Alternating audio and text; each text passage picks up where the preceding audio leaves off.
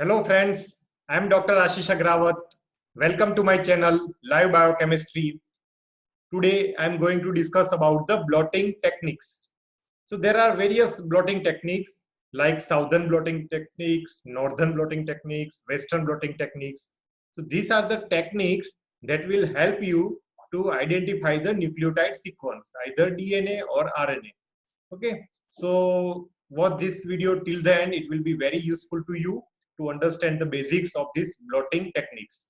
And if you are new to this channel, please subscribe to my channel and press the bell icon so that you can see the future videos. Okay, so now I am sharing the screen. So what are these blotting techniques? Okay, so blots are the techniques to transfer the DNA, RNA or protein into the carrier so that they can be separated, and often follows the use of the gel electrophoresis. So southern blot technique, it is for the transferring the DNA. Northern blot technique for the transfer of RNA, and western blot for the transfer of protein. So this is frequently asked in many competitive exam. You have to remember this. Okay, southern blot to detect the DNA. Okay, so this is the first technique detected by the Edward Southern, and he isolated the DNA sequence. Then followed by, so this southern blot was named from the name of the scientist. Okay, name of scientist. Okay, rest are not from the scientists, but as it was direction, so they after that new technique for the detection of RNA, they name as the northern blot technique, and western blot technique is for the protein. Okay, so remember southern blot technique for the DNA, northern blot for the RNA, and western blot for the protein, right? Now, so Edwin Southern, this scientist, had discovered the southern blotting technique at the Edinburgh University. It is also called as the DNA transfer technique. Okay. So this method involves separation, transfer, and hybridization. So first DNA is separated, then it was transferred to the nitrocellulose membrane, and then ultimately it was hybridization. It is routinely used in molecular biology for detection of specific sequence of the DNA. Okay, specific DNA sequence in the DNA samples. So DNA that is detected can be a single gene or can be a part of a large piece of the DNA, the viral genome. Okay. So here the southern blotting technique combines the agarose gel electrophoresis for size separation of the DNA. Okay. And here key to this method is hybridization, because ultimately whatever DNA we have separated, we can anneal it with our probe by the hybridization, and so that we can detect the exact nucleotide sequence. Okay. So hybridization, what is hybridization? It is a process of forming double-stranded DNA molecule between this single-stranded DNA probe and the DNA that we have separated. Okay, single-stranded target patient DNA. So now what happens, exact the procedure, DNA, they are processed by the restriction endonuclease enzyme. So this restriction endonuclease enzyme will cut the different segments of the DNA. Now the different base pair, different size of the DNA fragments, they undergo the agarose gel electrophoresis. Okay, so depend on the size of the DNA. Okay, smaller the size, they will migrate faster, so they will be separated. Okay, so we can see DNA is digested by the restriction enzyme, then they are subject to the agarose gel electrophoresis, so they can be separated from the size. Now these restricted fragments, okay, they are double stranded, so we have to denature it with the alkali. and then they are transferred. So this is the gel solution, buffer transfer solution. This is a sponge. Okay, here is a agarose gel, and ultimately with the transfer solution, it is transferred to the either filter or nylon membrane by the blotting. Okay, so whatever the DNA are separated, fragments are separated according to size, they will be transferred. They are blotted to the filter or nylon paper. Okay, so this procedure preserves the distribution of the fragment in the gel and creating the replica of the gel on the filter paper. So replica of the DNA is formed in the filter paper now. Okay, so you can see here, this is the transfer buffer, this is a support block like sponge, this is our agarose gel, and we kept the filter paper membrane. Okay, and ultimately everything is transferred to this filter or nylon membrane. Then what will happen? We filter is incubated under the hybridization condition with a specific radio label DNA probe. Now, what is this DNA probe? It is nothing, but it is a oligonucleotide sequence which is complementary to our target DNA. Okay, so we are target DNA, we cut, the gene is cut with the help of restriction endonuclease. Then they are, once they are cut, they are electrophorese. Okay, according to the size, the fragments are separated. Then they are transferred to the nylon membrane. Okay, and before that, what we do? We do the alkali medium so that double-stranded DNA can convert to single-stranded. Why it is important? Because ultimately we have to detect the DNA sequence, and we can detect it with the help of this probe, which is oligonucleotide sequence, which is complementary to our target DNA. Okay, so that it can bind. If it is a double DNA strand, we cannot bind this probe. Okay, so this probe, and this probe is labeled with the radioactive substance. So if this is our target DNA, if it is there in our sample, then the complementary sequence with the probe, it can bind here, and we can detect it with the help of autoradiography. Okay, autoradiography. Okay, and if so that we can know whether our target sequence was present or not. Okay, so we know that so expected gene of interest, whether we have isolated it or not, we can detect with the help of specific radio label DNA probe. DNA probe is nothing but a nucleotide sequence which is complementary to our gene of interest or our target DNA. Okay, so the probe hybridized to the complementary to the DNA restriction fragment. Okay. So excess probe is washed away, and probe found bound to the filter is detected by the autoradiography, which reveals the DNA fragment to which the probe is hybridized. So we can see this is a DNA.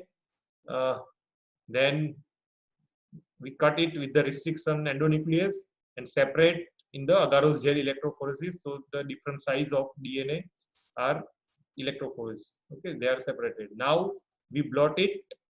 Okay, so the material is transferred to the nylon or nylon membrane or filter paper. Then what we do? This membrane with the DNA bands. Okay, they are transferred. Then radio label probe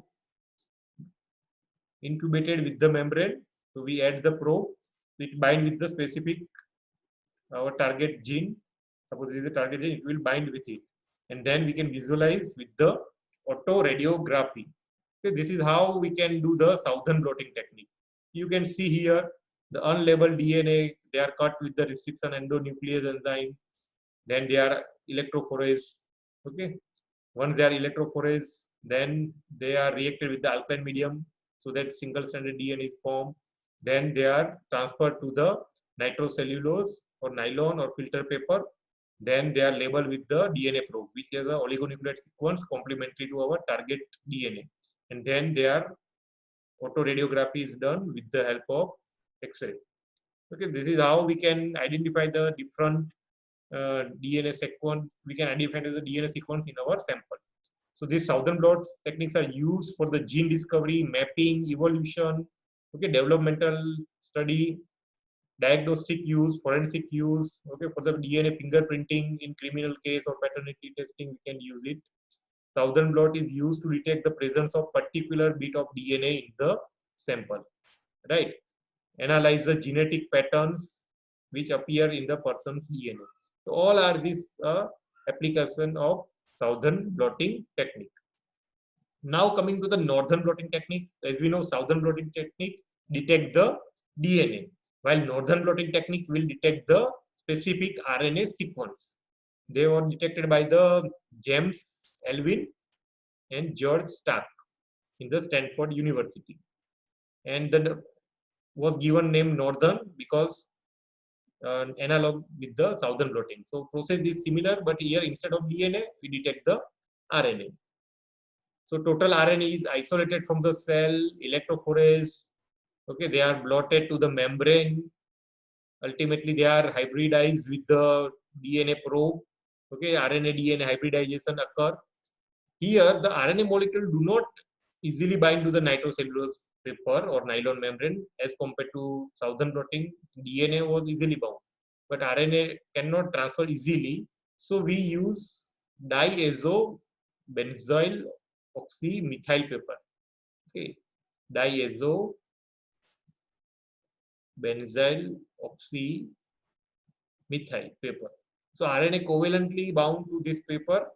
The only disadvantage of this technique, that each gene may give rise to 2 or more RNA transcripts, and there is the presence of exons and introns. Right? So, and application is for the study of the gene expression. We can detect the mRNA transcript size, study of RNA degradation, study of RNA splicing mechanism. We can detect with the help of northern blotting technique. Now coming to the western blotting techniques. As we know, southern blotting technique is the main.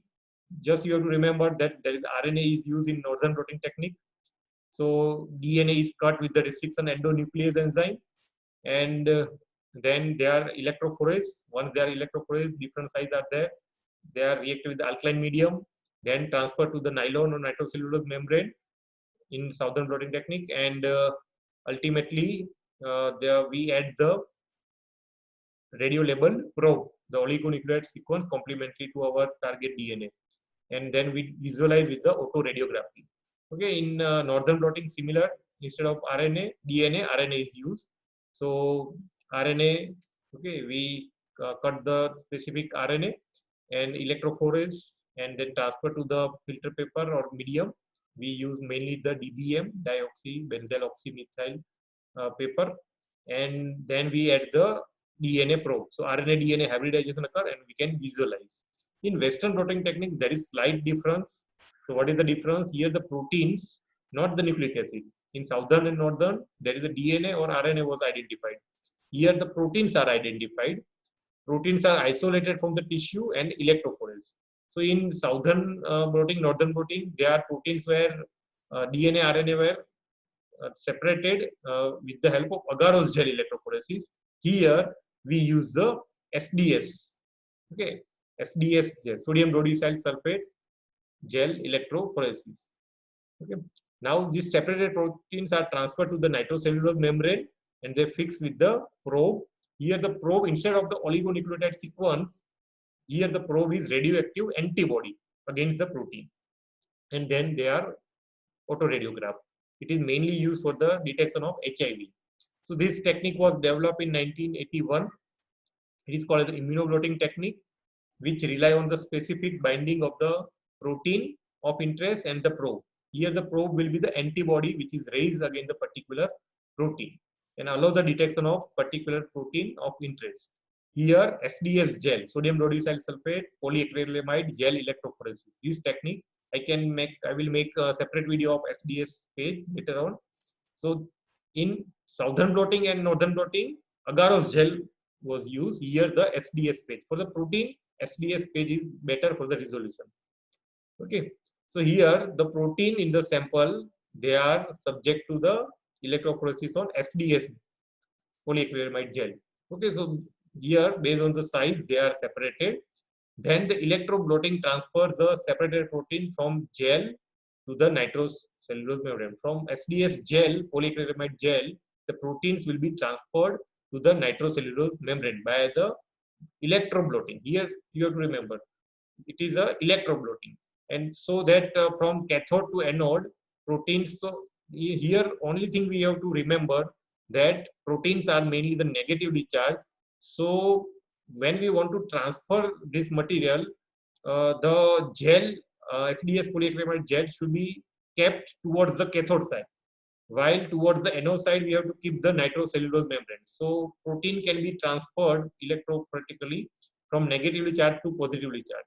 So we have to keep this gel towards the SDS polyacrylamide gel towards cathode side, while this nitrocellulose membrane towards the anode side. This is a very important point that you have to remember.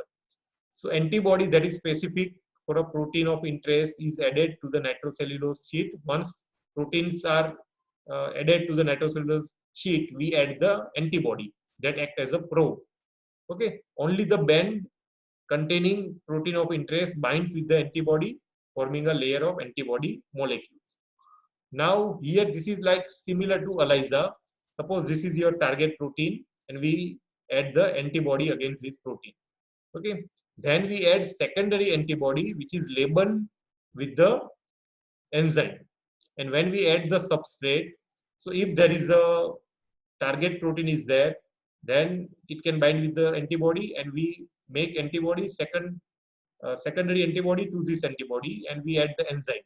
And if we add the substrate like TMB, so substrate, if this protein is present, then it will bind with the antibody, then it can bind with the secondary antibody, so that the enzyme label antibody will react with the TMB and it will produce the color. So you can see the color like this if it is a present. So this is a Western blotting technique. It is useful for the confirmatory of the HIV virus, and it is used to definitive for the bovine spongiform encephalopathy. Okay, prion disease, BSE, and useful for identify the proteins from the tissue. So Southern blotting technique. Okay, Southern blotting technique. It is for the DNA. Western blotting for the protein, and Northern blotting is for the RNA. I hope this video will be helpful to you.